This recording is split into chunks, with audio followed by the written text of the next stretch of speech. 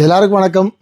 நேற்று என்னோட திரௌபதி 2ஆம் படத்திலிருந்து முதல் பாடல் எம்கோனே அப்படின்ற பாட்டை வந்து வெளியிட்டிருந்தோம் லகர் யூடியூப் சேனலில் ஜிப்ரான் சார் இசையில்.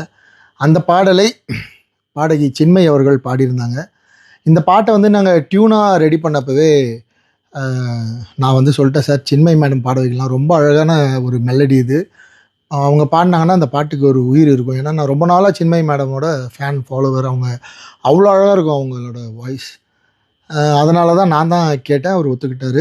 அண்டு செல்வமீரா வந்து பாடல் வரிகள் எழுதுனதுக்கப்புறம் மேடமை கூப்பிட்டு சாங் ரெக்கார்டிங் பண்ணோம். ஜிப்ரான் சார் தான் அந்த பாடலை வந்து பதிவு செஞ்சார், நான் இல்லை அவங்க பதிவு செய்கிறப்போ. பட் அவங்களுக்கு என்னோடய டீம்லேருந்து போய் ஷூட் பண்ணதை வீடியோலாம் எடுத்தாங்க, எக்ஸ்பிளைன்லாம் பண்ணியிருக்காங்க எந்த மாதிரியான மூடில் இந்த பாடல் வருது அதெல்லாம்.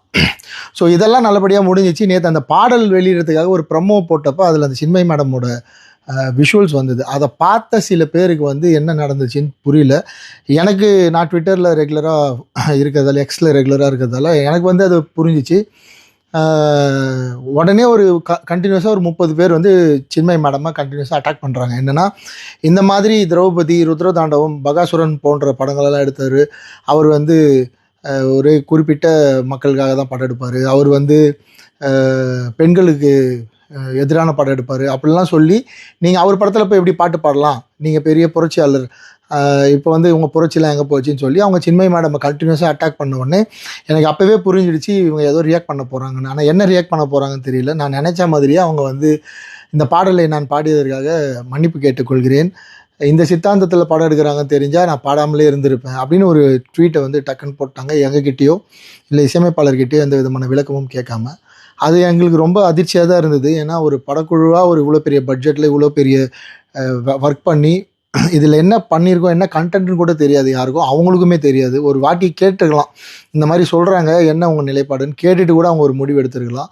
ஸோ எடுக்காமல் அந்த மாதிரி ஒரு மன்னிப்பு கேட்டதால் எனக்கு வந்து நம்ம என்ன சித்தாந்தத்தில் இருக்கிறோம், நான் என்ன சொல்வேன், எப்போவுமே கடவுள் இருக்குதுன்னு சொல்கிற ஆள் நான். இங்கே தமிழ் சினிமாவில் அதுதான் பெரிய பிரச்சனை, கடவுள் இருக்குது கடவுள் இல்லை அப்படின்னு சொல்கிற சித்தாந்தம் தான் இங்கே பெரிய சித்தாந்தமாக இருக்குது. அதை சுற்றி தான் மொத்தமும் இருக்குது. எனக்கு தெரிஞ்சு சின்மை மேடம் இது வரைக்கும் கடவுள் இல்லை, கடவுளுக்கு எதிராக பேசினது இல்லை. அவங்க சின்மை ஸ்ரீபாதா அப்படின்னு தான் பேர் வச்சுருக்காங்க. ஸ்ரீபாதானா என்ன அர்த்தம்னா ஸ்ரீபாதம், இறைவனோட பாதம் தான் அர்த்தம். ஸோ பேர்லேயே அவங்க வந்து இறைவனை தாங்கி தான் இருக்காங்க. ஸோ எனக்கு சித்தாந்தமாக நான் அவங்க கூட எதில் வேறுபட்டு நிற்கிறேன்னு தெரியல. அப்படி இருந்தால் கூட நான் இவங்களுக்கெல்லாம் பாட மாட்டேன், இந்த மாதிரி சித்தாந்தம் இவங்கெல்லாம் பாட மாட்டேன்னு எங்கேயாவது அவங்க ஸ்டேட்மெண்ட் கொடுத்துருந்தா கண்டிப்பாக நான் கூப்பிட்டுருக்க மாட்டேன். ரொம்ப விரும்பி ஆசைப்பட்டு அவங்க குரலில் தான் இந்த பாடல் பதிவாகணும்னு நான் தான் கேட்டேன். கடைசியில் இப்படி ஒரு விஷயம் நடந்துச்சு. எனக்கு என்ன தெளிவு வேணும் இந்த வீடியோ எதுக்காக அப்படின்னா, எதுக்கு மேடம் நீங்கள் வந்து வருத்தம் தெரிவிச்சிங்க, உங்களை வருத்தம் தெரிவிக்க சொல்லி உங்களை வந்து இந்த பாடல் பாடினதுக்காக அப்பாலஜிஸ்ன்ற வார்த்தையை பயன்படுத்த சொல்லி உங்களுக்கு பின்னாடி இருந்து யாரோ புற அழுத்தம் கொடுத்துருக்காங்க, அவங்கக்கிட்டே எதுக்காக நான் என்னை வருத்தம் தெரிவிக்க சொன்னீங்கன்னு கேட்டு அது ஒரு விளக்கமாக நீங்கள் இதே ட்விட்டர்லையோ இல்லைனா உங்களோட லெட்டர் பேட்லேயோ ஒரு விளக்கம் கொடுத்தீங்கன்னா அது எங்களோட படத்தை எந்த வகையிலையும் பாதிக்காமல், வியாபாரத்தை பாதிக்காமல் இருக்கும். பாடல் நல்லபடியாக போயிட்டுருக்கு, ஆர்கானிக்காக ஒரு 1 மில்லியன் வியூஸ் வந்து நம்ம இப்போ பேசிகிட்டு இருக்க இந்த நேரத்தில் பாடல் நெருங்கிடுச்சு. இருந்தாலும் என்னை சுற்றி இருக்கவங்க, என்னை இவ்வளோ நாள் சப்போர்ட் பண்ணுவாங்க, எனக்குன்னு இருக்கிற மக்கள், எனக்கு படம் பார்க்குற மக்கள் வந்து என்னை சுற்றி கேள்வி கேட்டே இருக்காங்க. அவங்க நிறைய கோரிக்கை வைக்கிறாங்க. அவங்களுக்கு வந்து நீங்கள் கொடுத்த இந்த ஸ்டேட்மெண்ட் மிகப்பெரிய வருத்தத்தை ஏற்படுத்தியிருக்கு. அண்ட் ப்ரொடியூசருக்குமே வந்து, சார் என்ன சார் நமக்கு பிஸ்னஸ் இதுக்கு பாதிக்குமா, அவங்க ஏன் அப்படி ஒரு ஸ்டேட்மெண்ட் நம்மளை கேட்காம கொடுத்தாங்கன்னு கேட்குறாரு. எனக்கு பதில் சொல்ல தெரியலை. அதனால் சின்மை மேடம் என்ன காரணத்துக்காக நான் உங்களை நேரடியாக மீட் பண்ணி பேசினதில்லை, எனக்கும் உங்களுக்கும் எந்த தொடர்பும் இல்லை, எந்த விதமான பேச்சுவார்த்தையும் இல்லை.